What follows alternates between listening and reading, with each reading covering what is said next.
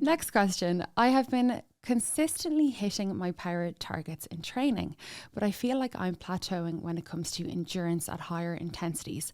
Are there specific types of intervals or training strategies that can help me extend my threshold power over longer efforts?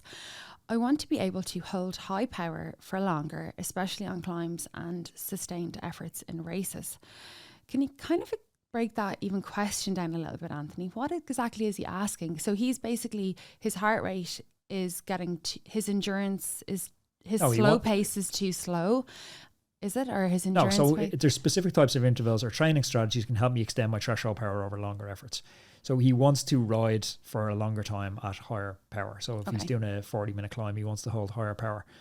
So it's like, my answer to this has probably changed a lot in the last few years. Now what I look at it as, there's two different ways for getting better. So, and this is largely based on, 5 hours or more of conversations I've had with Stephen Seiler on the podcast, which has changed my philosophy around training quite a bit. I would say there's one way of doing it, and I would call it the limited upside way of training. If you do a lot of specificity, it's the law of specificity. If we're looking to get better at 10-mile time trials, if we do a lot of 10-mile time trials, 20-minute efforts, we're going to get better at that. Multiple reasons why we're going to get better. Efficiency is going to improve. We're going to get better lactate clearance. We're going to have better pacing the effort. So all those type of efforts that are specific to, if he's trying to improve a 45-minute effort, doing more 45-minute efforts is going to make you a lot better at that. And that's what we see a lot of these high intensity training plans where it's like, and I used to be a huge proponent of this, like you can improve your threshold by training 8 hours a week. You can up to a ceiling, and it's a very much a glass ceiling. Like you need strategies to push past that ceiling, because if you don't, high intensity and just that tedious specificity is not going to get you any faster. And if you found yourself over a couple of years hitting a plateau, this, I think, is because you're doing that limited upside strategy. I would contrast this to the other one, which I'd call, and these are just terms I've coined, an unlimited upside strategy. This is rewinding out of this whole thing and thinking about what's our limiters for going fast as endurance athletes. Okay, so it's the amount of oxygen in the environment. So there's two factors to the amount of oxygen. That's like environmentally constrained, like if our altitude is limited oxygen or at sea level, there's a different amount of oxygen. And then our ability to take in that oxygen, that's our VO2 max. That's largely genetic. So on one side of the coin, we have that. And on the other side of the coin, we have how do we process that oxygen? So the amount of oxygen we can take in, how do we now process that? And that's determined by two things: the amount of mitochondria we have and our mitochondrial density or efficiency. So the only way to work on mitochondrial density or mitochondrial efficiency is spending a lot of time training below LT1, lactate threshold 1, or green zone training or zone 2 training. Spending a lot of time training there is going to help us to improve efficiency levels. And then later on in the year, we can start to then layer in specific intervals, and we're going to have a whole new ceiling. So it depends how much available training time you have. It depends on your training age. If you're looking for a longer term unlimited upside approach, it's the latter. If you just want 6 hours a week and see how good you can be, it's the former.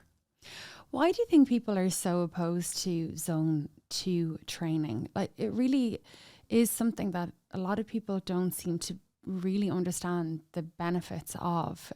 People kind of go out and ride kind of hard. I'm coming to the end of an 8-week block. I'm just going into week 8. And we've been concentrating a lot on that foundation, haven't we? Well, what's the difference for you now is you're full time on the podcast. People don't have time is the thing. Yeah. People just don't have time. And I've been that soldier where you're trying to compete at a high level on 8 hours, 10 hours a week. 8 hours of riding in zone 2, it's not going to do much for you. Whereas if you take that same 8 hours and you distribute it across a 4-hour ride on a Saturday and now a bunch of really hard 1-hour rides, you're going to have some more upside potential. So I think it's just available training time. Look, also, anytime you get on the bike, there's an opportunity cost. It's like, what else could you have been doing? Could you have been working on the side hustle, spending more time with your relationship, kids, community work, whatever it is? So I think both them, there's more to life than also just cycling.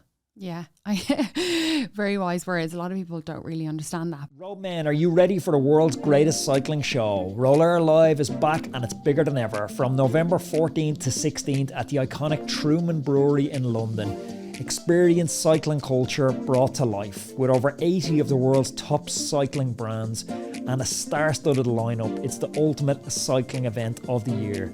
We're going to be accompanied by cycling royalty on stage. Tom Pidcock, Cassia Numadoma, Luke Rowe, Lachlan Morton, and even the legend Greg LeMond will be there sharing stories and inspiration. But tickets are selling really fast. The opening day is already sold out. There's limited tickets left available for Friday and Saturday.